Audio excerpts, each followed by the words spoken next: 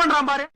என்ன மாதிரி பசங்களை பார்த்தா பிடிக்காது, பார்க்க தான் பிடிக்கும். என்ன இப்படியே உசுப்பேத்தி உடம்ப ரணகலம் ஆக்கிட்டாங்கடா.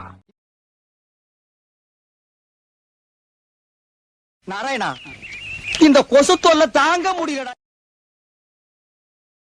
நம்ம ஊருக்கு நாய் முடிக்கிற வேன் வரட்டு, கண்டிப்பா ஒண்ணு நான் புடிச்சு கொடுத்துறேன். நான் அப்படியே ஷாக் ஆயிட்டேன்.